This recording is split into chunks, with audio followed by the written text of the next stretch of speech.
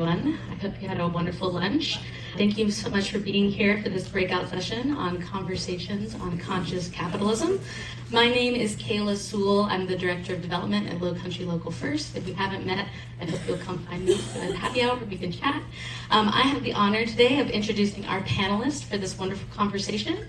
Our moderator today, Matt Pardick, is a Somerville native, best-selling author, founder of local wealth management practice with 30 years working with what he calls the big-hearted business owner. Former chair of Charleston Jazz, where he helped lead the opening of the Charleston Jazz Academy and where he met Craig. Has been volunteer for many organizations, including the Citadel Mentoring Program, Noya Freedom School, Big Brothers, JA, Scouts, and Church. He's a musician, black belt, husband, and father. Sorry about that. I hope that microphone's doing better now. Okay. Next up is David Grau. He is an award-winning author, having written 5 nonfiction books on stewardship, ownership transition, and business management. One of the Investment News 2017 icons. Is it better if I just talk? Yes. Okay. All right. We're just gonna do that because I can project my voice. All right. So getting back to that, ownership transition and business management. He was named one of Investment News 2017 icons and innovators, and is a former columnist for Financial Planning magazine. David has a unique skill set using his background in business, perpetuation, securities regulation, business taxation, and law to support small business owners' legacy building efforts. And then last but not least, we have Craig Askew. He's founder and CEO of Askew Capital. Am I saying that right? Okay. And as president of Askew's Paint and Body, he's a longtime family-owned Mount Pleasant collision repair business rooted in the Lowcountry since 1968. He's a South Carolina State University graduate with a BS in marketing. Craig brings decades of operational leadership and a deep commitment to stewardship. He served 17 years in public education governance on the Charleston County School Board, helping oversee at the time 84 schools and 48,000 students in over $1 billion budget. Today, he builds community-minded real estate and business ventures across the Charleston region with Lowcountry families in mind. And the last thing I'll mention is today in the lobby here, we have Blue Bicycle Books, and they're actually selling their books today. So without further ado, let's give a great round of applause to our panelists. I probably won't use this. I'll try to project best I can. I am so happy to be here with all of you. I'm so happy to be here with the other people here on this panel. Can AI be conscious?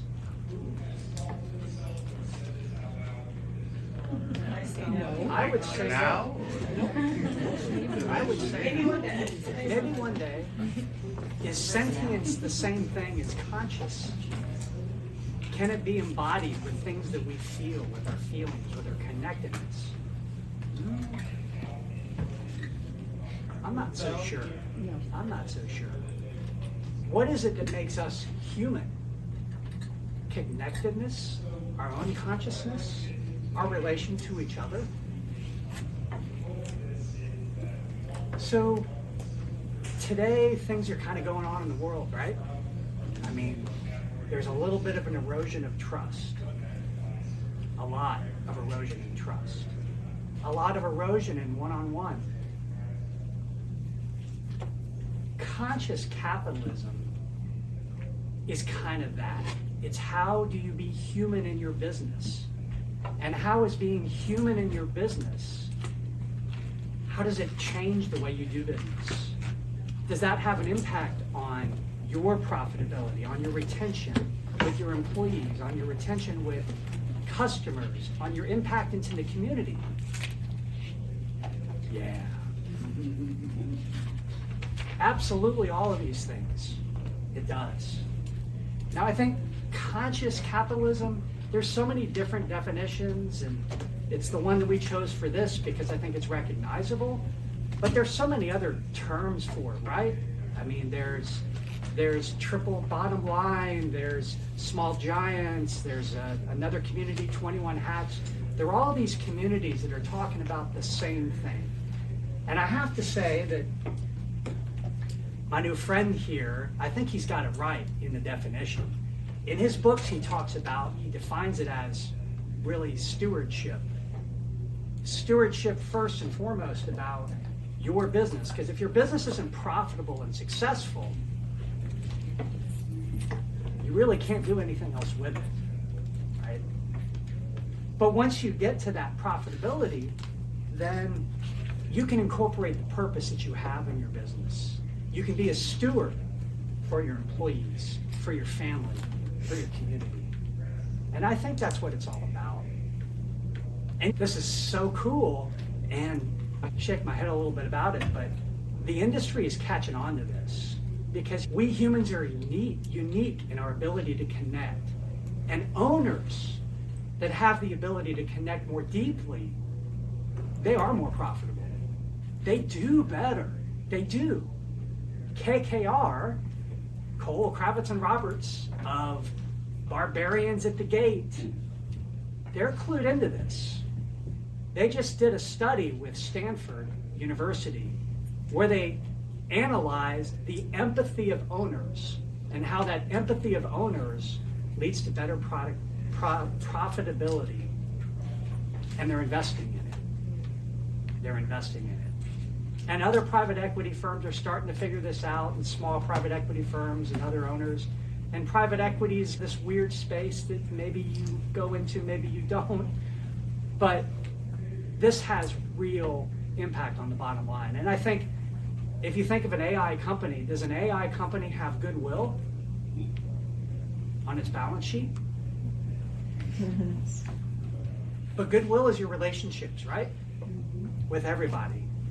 So this panel, we're going to talk about what does that mean, practically speaking, as an entrepreneur. What do you do? What do you see? And we want you all to chime in on what this means, because ultimately, us being human in our interaction with others is what's going to take us through the loss of trust and the AI eating knowledge as it's coming up. So with that, I'm going to start the questions. What have you seen, David, about, my dad's name is Dave, so David, what do you see, or what have you seen in entrepreneurs, yourself, and others in stewardship? Let me answer it this way. Everyone, I've worked with literally tens of thousands of clients in my past 30 years, and a lot of them are financial professionals such as Matt. But everybody seems to have their own different take on what stewardship and being a good steward is. And there's nothing wrong with that. But the problem with it is I think a lot of folks think that it means being a good person. Okay, well, that's accomplished when you get out of bed in the morning for most of us. It's about doing good deeds. And I love that, do good deeds. But good deeds are done and then over. And so what I wrote about and I'm trying to explain to small business owners around the world, here in Charleston, back where I live in Lexington, United States, Canada, Pakistan. There's 500 million small business owners around the world. That's 500 million. And the idea is, what if we take and we operationalize stewardship? We don't leave it to a good deed, to a moment when we have some extra money or extra time on Saturday afternoon. No, build it into the DNA of our small businesses. And well, I'm pretty much an optimist. I don't think we can get all 500 million at the same time. But if we could get 1 out of 100 of those small business owners around the world, that's why I go up, I speak at these events, to operationalize stewardship and make it work for them every single day, so that you sit down and you write out your mission statement and you share that with your customers, your suppliers, your key employees, your son, your daughter, the customers that walk through the front door. They know what you stand for, where you're going, and where the line is, if they can't cross with you. And you tell them it, you live it, you act it every single day. And no, not just through you as the leader, like Greg and his business, but everybody that he touches starts to embody that stewardship.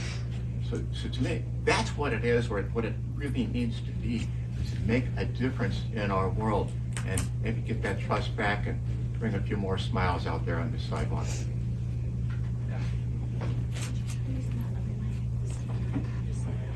Yeah. Hope I did my. Craig. Hello? Yep. Okay, Might work then, yep. Yeah.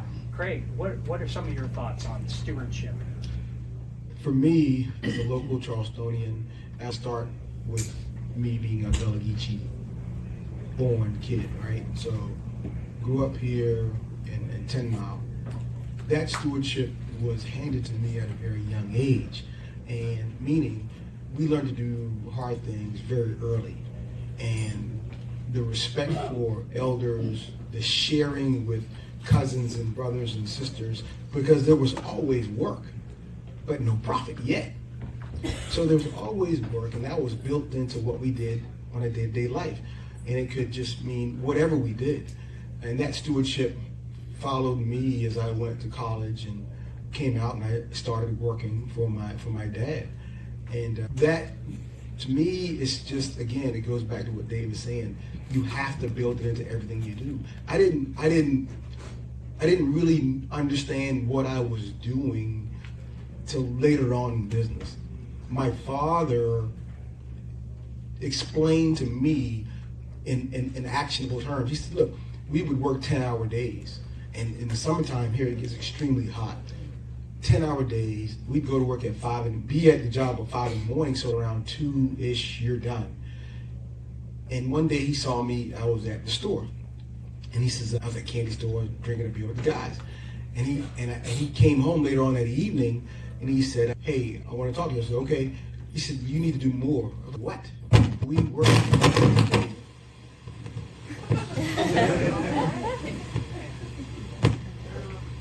Well, we work all day today.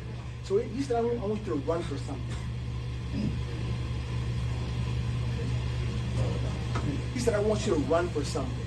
I was, what? He said, I want you to run for that. And it was a school board.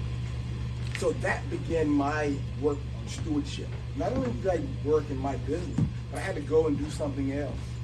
And later on, I saw the business people trusted more. You have to serve. So he didn't really explain it, you did. But he said, hey, go do that. And because I grew up in a traditional household where you did what your parents asked you to do, I did. And that solidified the company even more. I saw it. Craig, share more about the legacy of your company and how you try through stewardship to share ethics, morals, beliefs with your succeeding generations and the people who are working with you. So again, I'm just learning a lot of this stuff. Later on in my life, as I've been working, running the company, because as a small business owner, you just do so much. You do, and you rarely, in the beginning, can stick your head above water to work on the business instead of in the business. And as small business owner, it's a bond.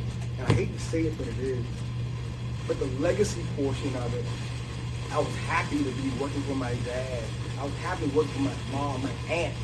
When my Aunt Charlotte had the restaurant was right next to the body shop. I would literally leave work and go wash dishes and then have fun. Because I see her, okay, Aunt Charlotte, can I get something to eat? She say, help yourself. Okay, cool. But that flexibility in the work was just infectious. But I learned later on about the legacy piece, that I had to learn more about how to run the business from the top down, not bottom up. Because I grew up with a lot of technicians. I grew up with those guys, watching them work, learning how they work. Because I was the estimator. I was the boss. So now I had to flip it. And that's the transition that a lot of times is hard to make. And I was talking to my friend Meredith, transition, you have to lose some things to transition to change. So I had to lose some people. And that's okay. Because the legacy part of it, I knew where it had to end up. I knew where I had to end up to keep the company going. And how I share that, Matt, is just people yourself. Give me the opportunity and the platform to share it. to mentor, because my dad, my aunt, uncles, they pour a lot into you. It's drinking from a fire hose sometimes, but it's all good stuff. And that legacy, it's almost unheard of, especially in the Gullah Geechee community. And that's just in that small community, and not even going outside of that in the larger economy. So I relish in it. I take every opportunity I can to share with it. So I think it's super important. Being in business, the stewardship of that, it's very important to handle it properly, because you are a large part of the community. And listen to what you say and how you say it and what you do with that. Yeah. So running a business, there's so many aspects of it. Attracting and retaining people, attracting and retaining customers, day-to-day operations, compliance. All of this is fair game for how you operate on a relational way.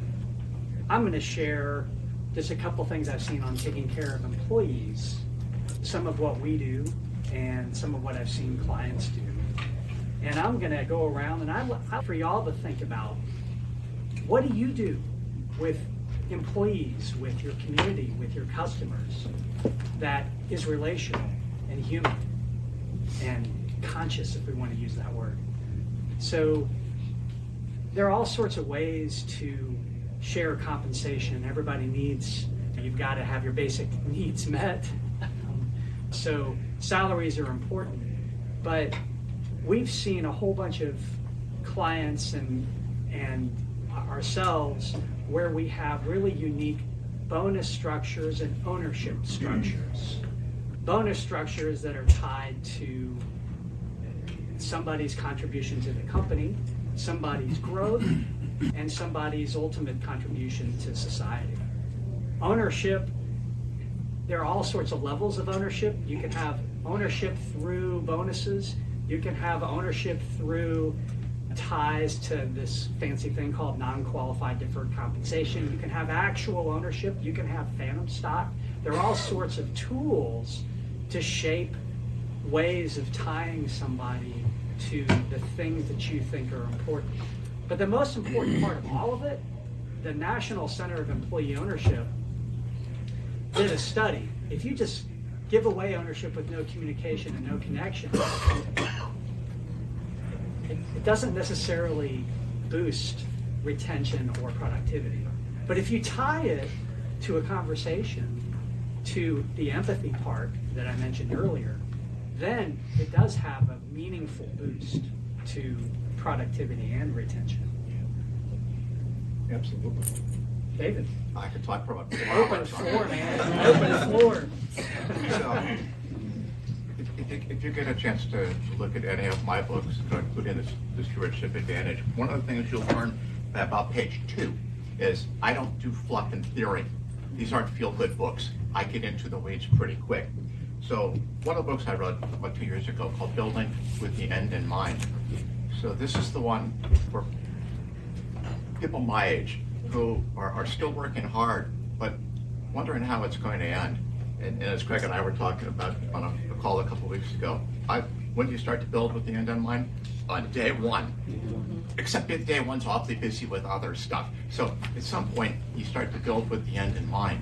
And so what this book is all about is, let's just say, if you're 50 to 80 and you want to help next generation employees, son, daughter, cousins, work their way into ownership. This isn't free. It's not a bonus. It's not a birthday present. You gotta buy it.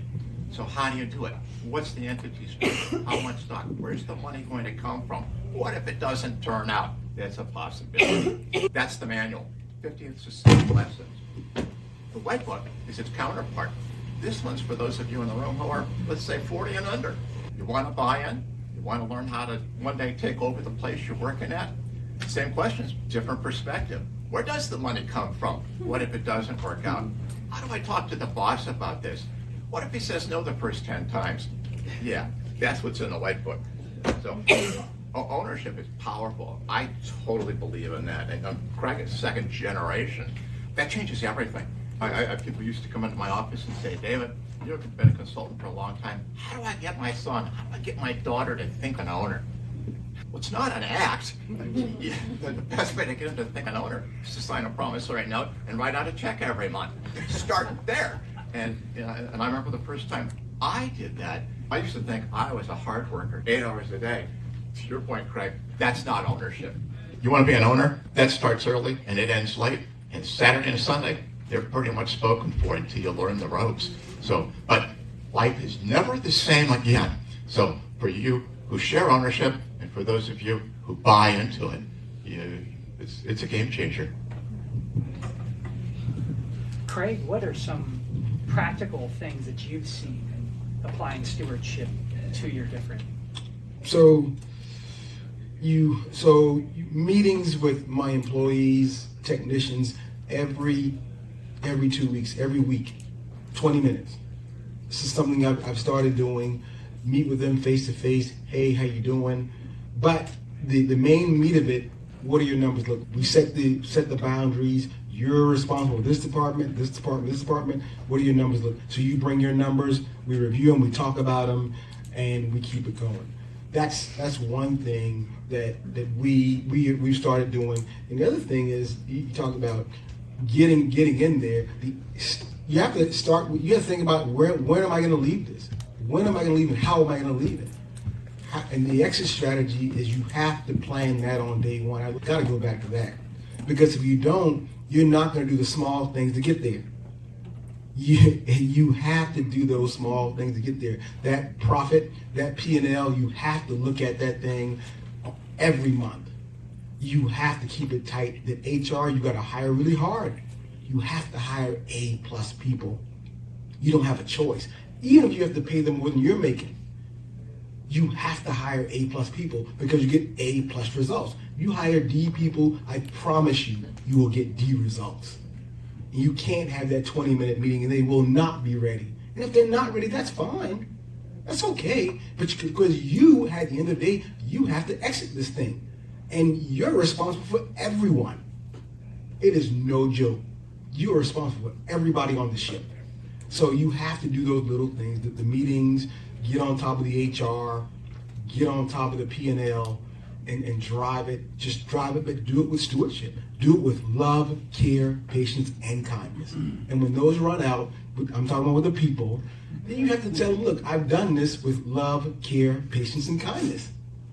And that at the end of the day, it is about the bottom line, but how you take the bottom line and give it to those people that work with you, work for you, the vendors, it's all about how you engage with them.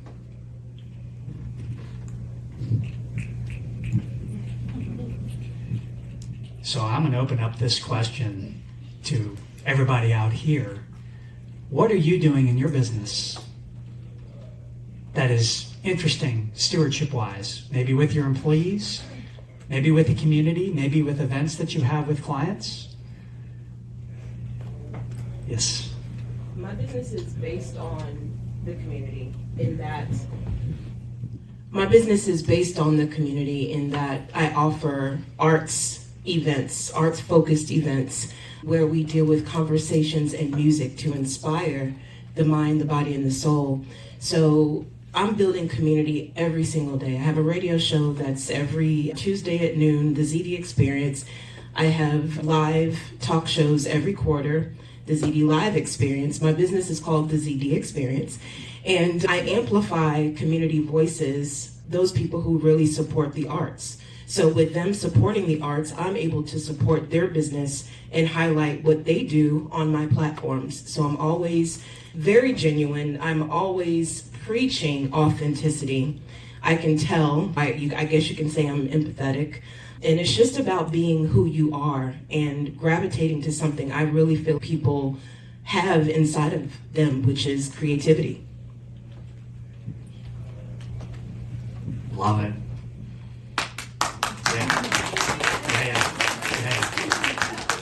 Yeah.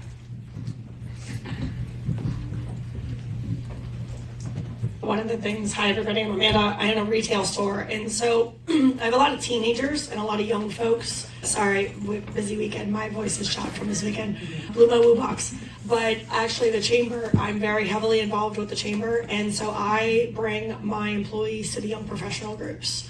And I put them through classes, and I want them to grow, even though I'm a retail store and they're making $15 an hour and they're just cleaning and doing stuff at the store. I want them to grow as humans, and the more I invest in them as humans, the more they do for my store. And they know that I care about them as humans. I want them to go off and go do good things. I actually just lost my first employee to cosmetology school, and I'm really proud of her, right? I know that they're not going to work for me forever. If you work in a retail store forever, then I'm sorry. So I want them to grow and go do better things, and so that's one of my ways I give back to them. Paying it forward. There's somebody over here.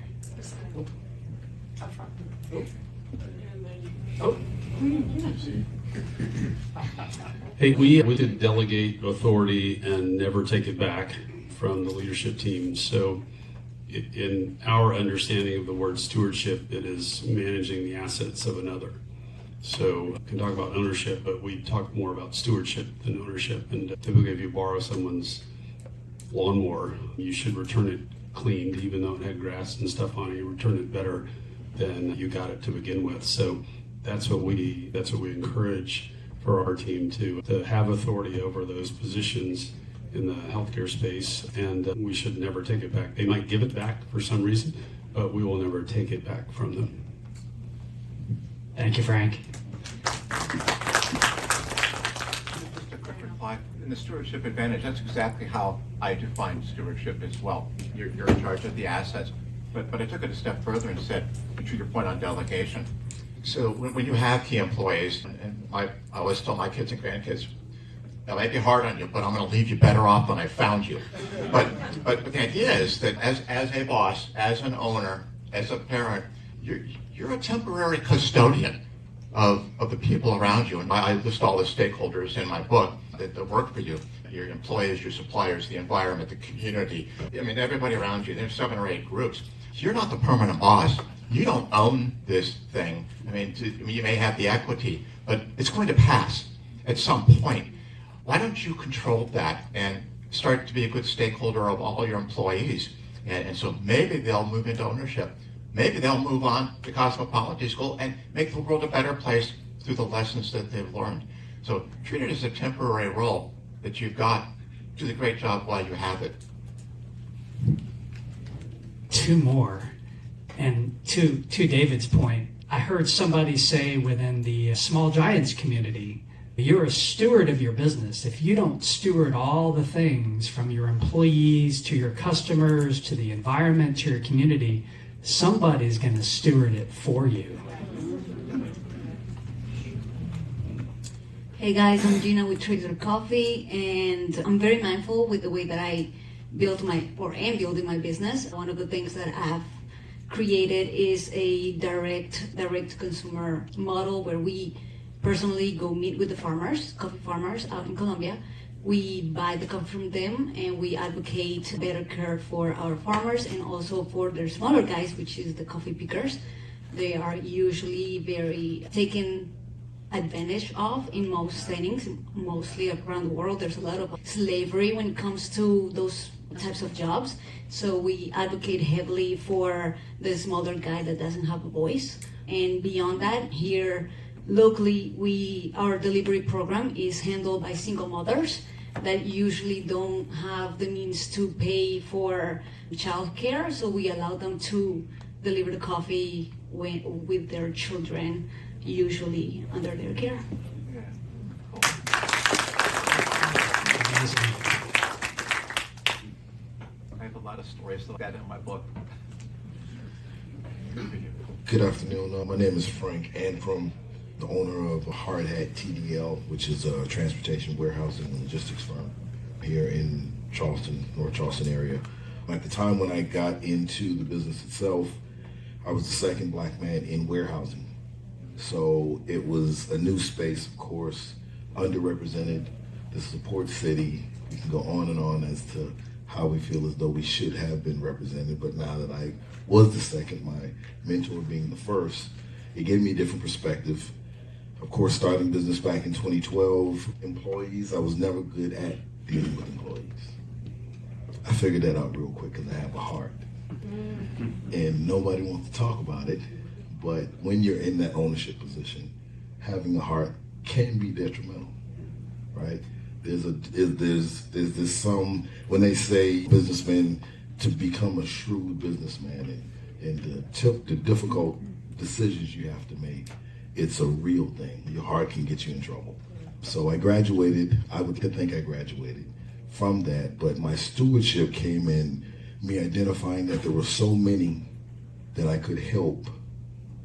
So I partnered with nonprofit. She basically would bring those from incarceration and get them back into the workforce. So through her program, we would get the unsavory. We would get the ones who really couldn't go to a regular job and get employment and be understood. So through me doing that and partnering with this nonprofit, who that was her specialty, I felt a sense of stewardship, showing them a different way, showing them and embracing them and not allowing their background to affect their progress. And in me doing that, I started to see a different type of humanity, a different type of appreciation, a different type of giving them the responsibilities to lock up, giving them responsibilities to sector themselves or separate themselves from the norm. Who's going to stay earlier? Who's going to get here earlier? Who's going to stay late? Who's going to go above and beyond? It wasn't something that I made them do, but from seeing the environment, being in a caring environment, seeing that yes, I'm strict, but I do have a heart. It allowed me for them to open up, and now it made me feel as though now they have families and talk about the issues that they would have, providing that environment that yes, this is work, but we do have a conversation we can have to find out that you are a person with a family, with hardships, backgrounds, and all these things, and how you're trying to progress from that. So stewardship is a real thing. That's cool. A lot of really common themes here. Delegation, giving responsibility, accountability. Can't do these things without accountability, not when you have a business. You can't, because you're responsible for all of it. And it, exactly to your point, having a heart, it's great to have a heart, but you can't let it enable.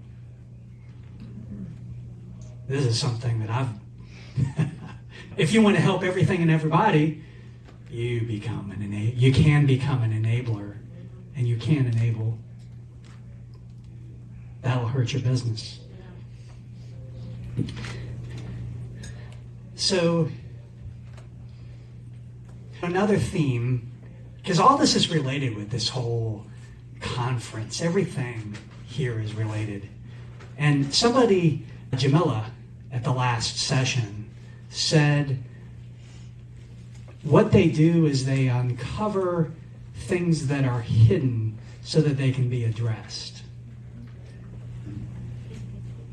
Make the invisible visible. Thank you.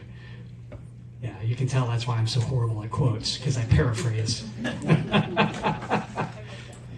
Oh, yeah, exactly. It was just so good. And the thought that I had on that is, well, how do you do that? One-on-one communication, connection. That's how you do that. That's how you do that. So,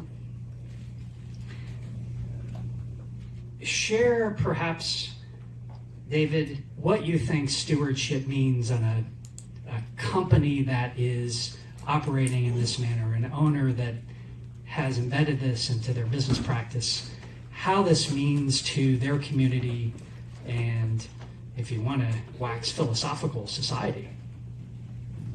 That's a team. Yeah. Let me answer it this way. I've been watching enough political debates that you get a tough question, you make up your own and answer it. So I'm going to try that approach. One of the things I like to say to people when we talk about stewardship is that picture the 70-year-old you. And literally when I talk to an audience, I have to think of all of you as the 70-year-old audience, closer to my age. So when you get to be that age and you look back on the work you've done, the small business you've run, all the people whose lives you've touched. Employees, son, daughter, your family, because you bring the money home and pay the bills, your community, the environment. When you look back, what will you think? What will you remember? And so I assume if you make it to age 70 and you recently retired, I am, maybe writing books, you will have been profitable, you will have been successful, you'll have done better than not.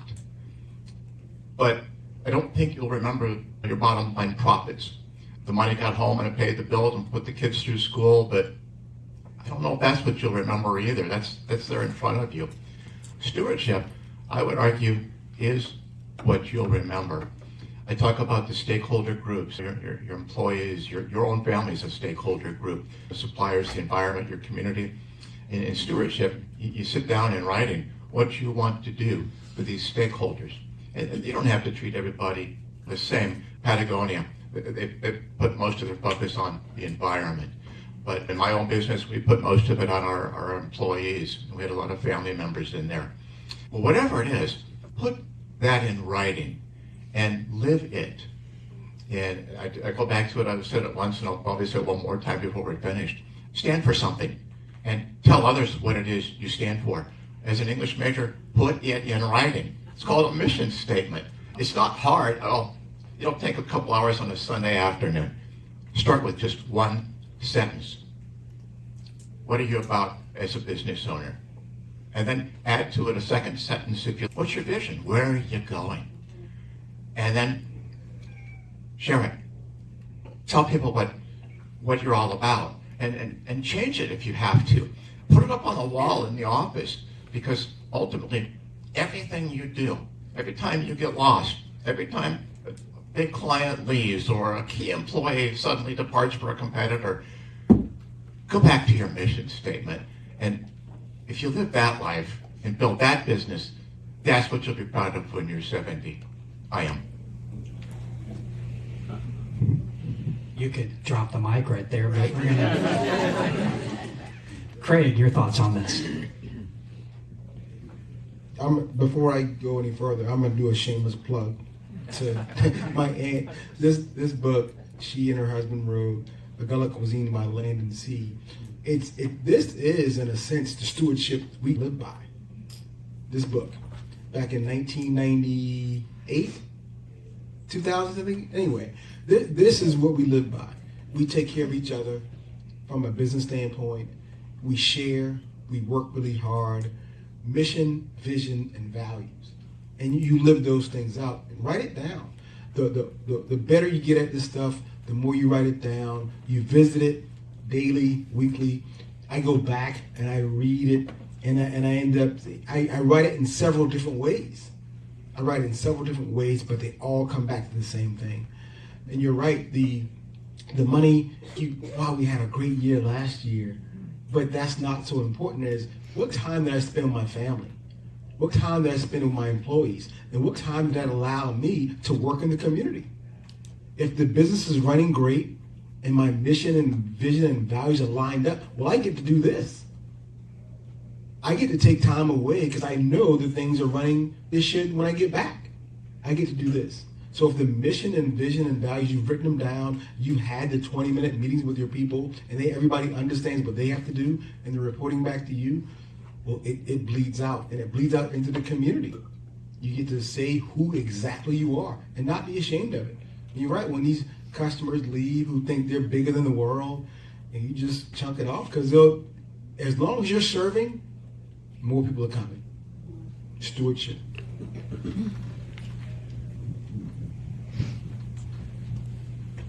So another thought on this. I read a business book, Yes, Yes, Hell No,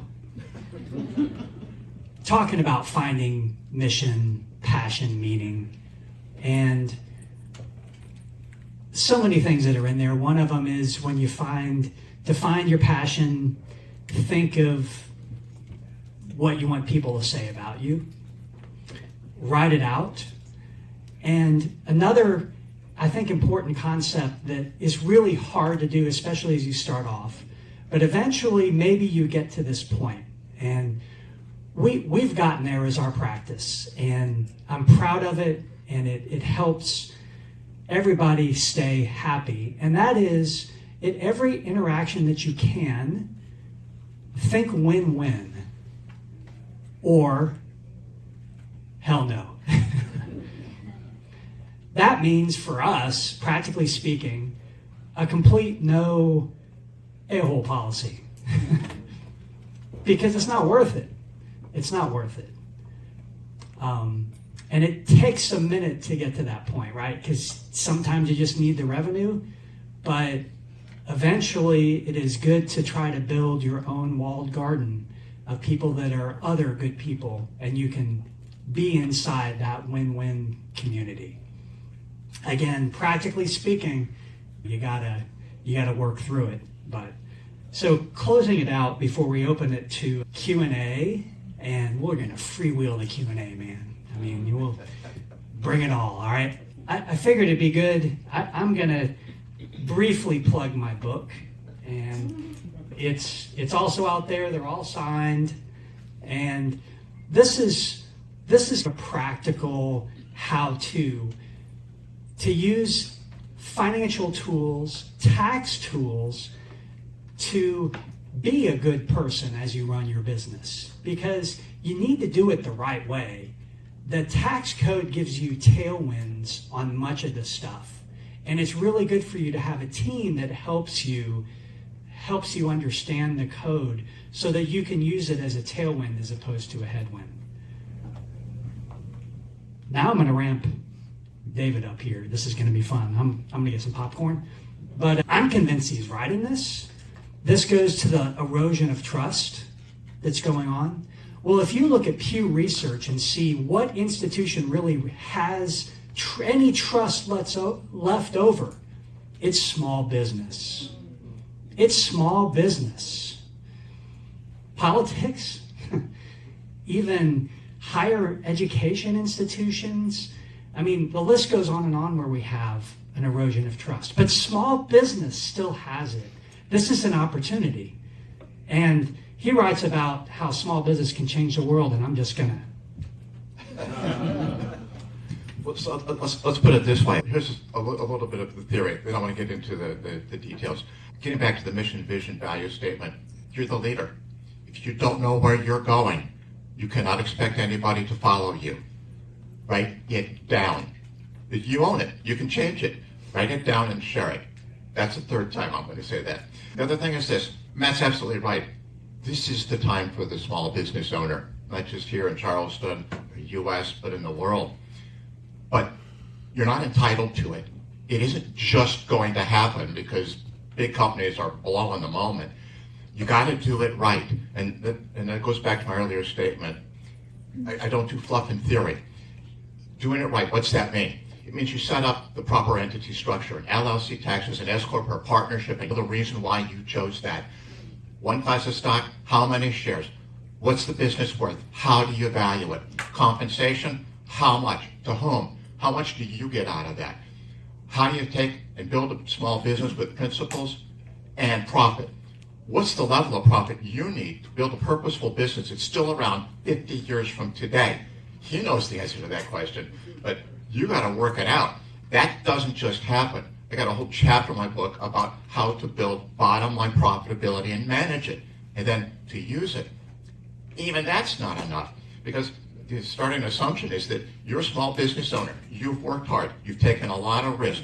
Whatever you take home right now, it's yours. You deserve it. So how do you help the rest of the world? You got to find the extra to share. And I got a whole section of the book about how to put your business on a turbocharger. Find that extra, and then share a portion of that with your key stakeholders. It's not a good deed. Write it down and tell your people what the mission is so you can hire to the mission. They can work for the mission. Everybody wants to make a good living, but most people want to be about something more than that. Give them that opportunity. Want to talk about profits? So David is absolutely right about all those things. If you learn to do these hard things early in your company, I'm buying all 3 of these books. I don't know about y'all. And I've been doing this for a long time, but I'm buying all 3 of them because there's stages, and you have to master every stage. Otherwise, you can't go forward. You have to master every stage of this thing. And the stewardship of it, you can't. If you're not, I don't know, y'all. You have to just master the mission, the vision, and the values of it, and put it to the bottom line profit. People will follow your team. If you're passionate about this and you drive it home and you see that bottom line making money and you share that profit after you paid all your expenses, they'll follow you. They will follow you and they'll go to the end of the earth. But you have to be that great person. You have to care. But you have to put it to the bottom line. There's no fluff in it. Just he says. One of the best things, though, that I've done is get a good business coach. I'm not here today without a good business coach. And small business does run America. And this is something that a lot of times we deal with larger companies. In my real estate ventures, I'll deal with very large companies. And what they do to small companies, they try to squeeze you and make you think, oh, we're super, you name the brand. And then they try to squeeze you out of what you worked hard for. Don't let it happen. Your value is just as good as theirs. And because you're a small business, they need you more than you think they need you. Because you get it done. You don't have a fat payroll. You don't get paid automatically every 2 weeks by some quasi-government thing. You make it happen. You and your team. But you have to have good mentors and good teachers. That's the cheat code. Your small business coach is your therapist.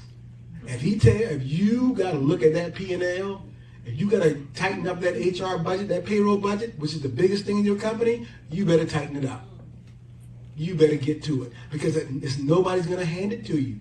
Make the hard decisions. Make the hard decisions. And that budget and that P&L, those numbers do not lie. But once you get it going,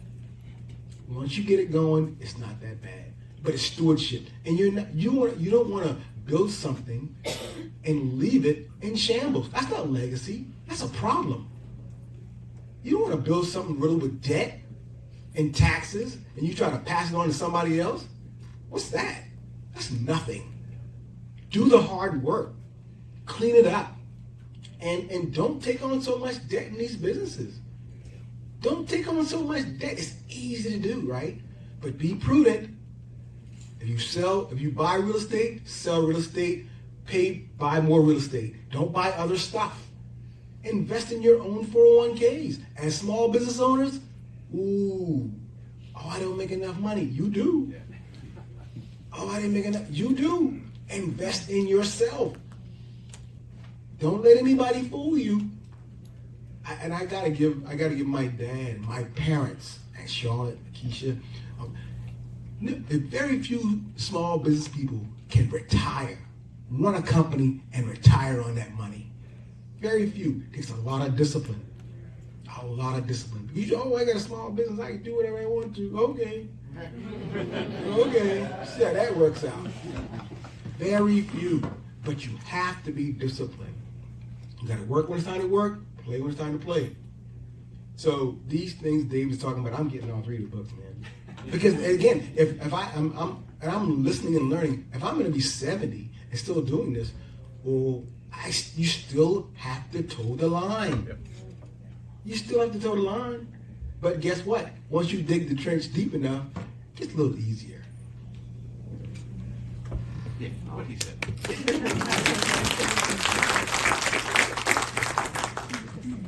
All right, y'all. There is so much experience and designations and knowledge up here and out here. Questions? Comments? I have a question. David, in which order would you read the books that you wrote? You look very young. So, if you have an opportunity to buy into the place where you're at, that would be the one to start. But this is really, the Stewardship Advantage is the overarching book.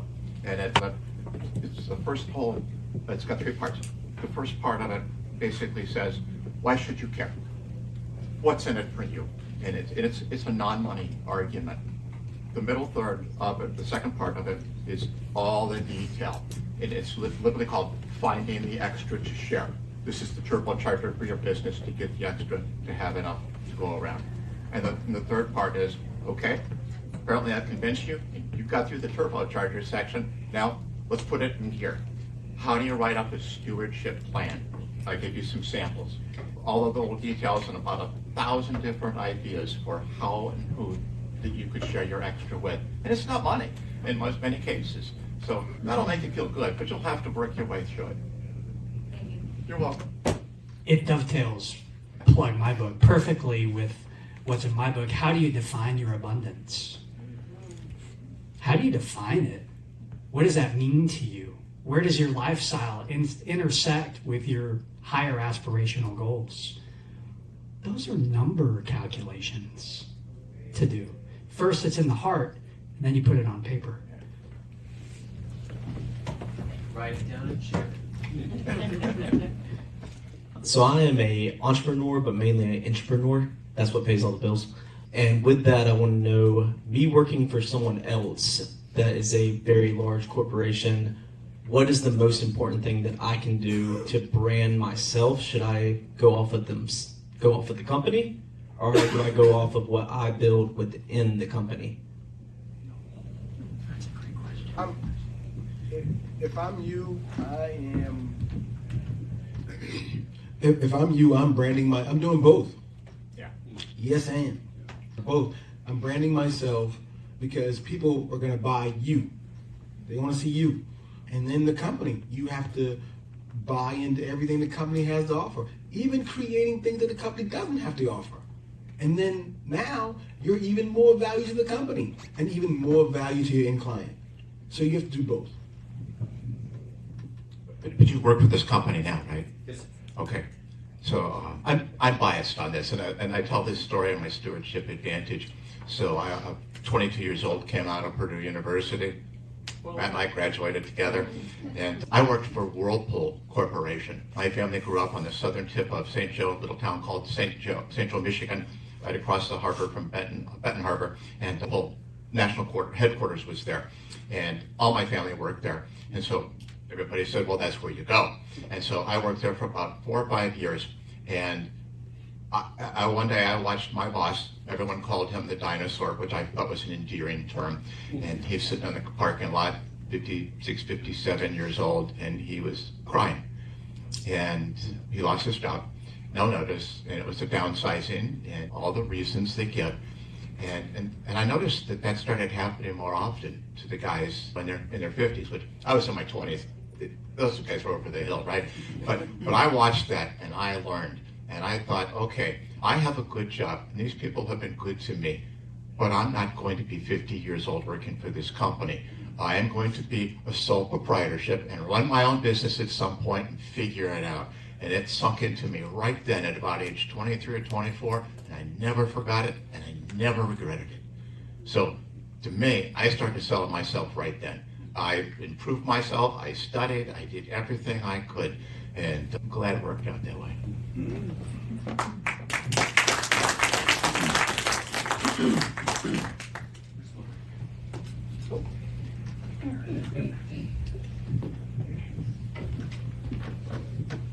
Hey, I'm Jessica Vernon. I want to get macro a little bit and float a concept and some language that I'm on the outskirts of that I feel really ties into what we're talking about. And it's a concept called Business 3.0.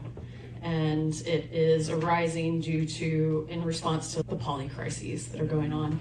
And people are talking about this movement in the context of Business 1.0 being industrial, and humans as a cog in a wheel, as a machine, and then 2.0 that we're in right now and evolving out of as the digital era, where the conveyor belt, the assembly line, has turned into a spreadsheet. But in both of those eras, it is growth at all costs.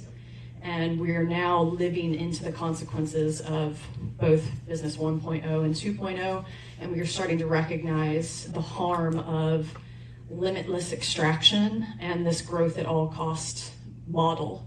So this new era of business proposes that we start organizing more a forest than a machine, and that resources are shared. They are in forest. We know now that trees aren't competing for resources, they are sharing.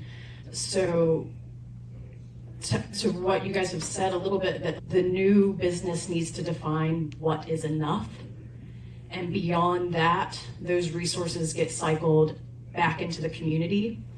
It also recognizes that a business might have a finite purpose, and once it has achieved that purpose, it can and should be recycled and composted, so that that energy, be it the human energy and the creative energy that's been created from that, can be regenerated into whatever need is next. So I just wanted to offer that language and that terminology to this group, because it seems we're all on that same wavelength, and if you had any thoughts about how close we are to that being a reality. Fantastic question.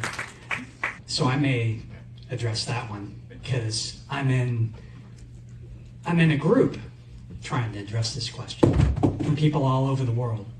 And this is something I hear everywhere all the time. And it comes down to connectedness and defining abundance. And I can share with you a whole lot of resources and thought research on this very topic. And we have a minute left, so I had promised. Oh, there she is. Oh, wait. My question will be easier than Jessica. I work with a lot of small businesses defining vision, values, ethos, and so many of them have challenges with how do they operationalize values. So I thought maybe you could offer just a hot tip on how you actually operationalize the values you set for your company. Sure. I'm going to go back to what I've said a few times. I'm an English major. You probably figured that out by now. Write it down. And so where do you write it down? Well, literally, I had clients put their mission, vision, value statement up on the wall. That's one way to do it. But I'm talking about more than that when I say operationalize it. So in my books, I talk about usually step one for me as a technician, as a mechanic, is get that entity structure set up. If you've got one, terrific. Set it up right. I'll lay out the details in the book. Part of setting up an entity structure correct is you need a tax conduit and you need to fully document it. So bylaws, no. Partnership agreements, stewardship agreements. You need to have everything memorialized. As the founder of that business, you got to get it on a piece of paper. You can't build a business that goes past you. My latest book is called The Founder's Treadmill. Well, how do you get off of it? You got to get what's in your head on a piece of paper, and then you've got to streamline all that, and it's doable. They're going to kick us out. Thank you, everybody.